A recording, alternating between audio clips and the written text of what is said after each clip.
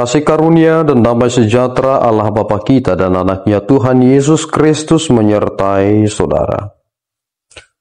Amin. Shalom, saudaraku yang terkasih di dalam nama Tuhan Yesus Kristus. Senang bisa menyapa saudara di tempat saudara berada hari ini dalam dimensi yang berbeda, tetapi dalam dunia yang sama.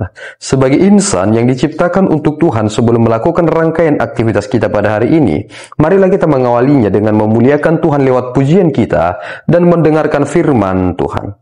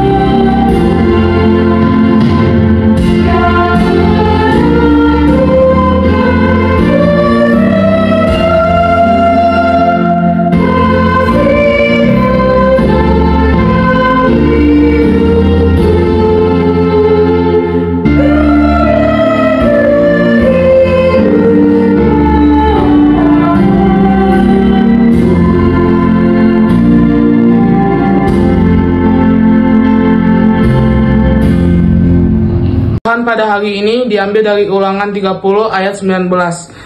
Aku memanggil langit dan bumi menjadi saksi terhadap kamu pada hari ini. Kepadamu kuperhadapkan kehidupan dan kematian, berkat dan kutuk. Pilihlah kehidupan supaya engkau hidup, baik engkau maupun keturunanmu. Saudaraku yang terkasih di dalam nama Tuhan Yesus Kristus, bahkan orang Batak sekalipun mempergunakan apa yang ada di sekitarnya untuk menjadi saksi. Ada ucapan yang mengatakan bahwa dinding juga bersuara. Seluruh yang kita lihat dalam dunia ini ternyata merupakan saksi. Saudara tidak bisa lepas dari apa yang saudara kerjakan. Lihatlah apa yang dikatakan oleh Musa dalam teks ini. Aku memanggil langit, bumi menjadi saksi terhadap kamu. Kepadamu kuperhadapkan kehidupan dan kematian, berkat dan kutuk. Jika saudara lari dari apa yang merupakan kebahagiaan itu, yang menjadi saksi adalah di sekitar diri saudara. Dan kita tidak bisa lari dari semua ini. Kita tidak boleh menganggap bahwa diri kita bersih, tetapi memang kita adalah orang yang sangat kotor. Musa menyatakan ini kepada bangsa Israel, supaya mereka mengerti bahwasanya firman itu sangat dekat kepada mereka. Jika mereka mendengarkan firman Tuhan, maka mereka dekat dengan kehidupan. Tetapi jika mereka tidak mau mendengarkan firman Tuhan, tidak mengindahkannya, tidak melakukannya, maka mereka dekat dengan kematian. Lihatlah, ada sebuah kisah yang diangkat oleh Yesus Kristus terkait tentang seseorang yang masuk ke dalam neraka.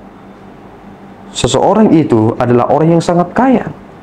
Dan kemudian dia berseru kepada Abraham supaya Abraham menyuruh seseorang untuk berbicara kepada saudara-saudaranya.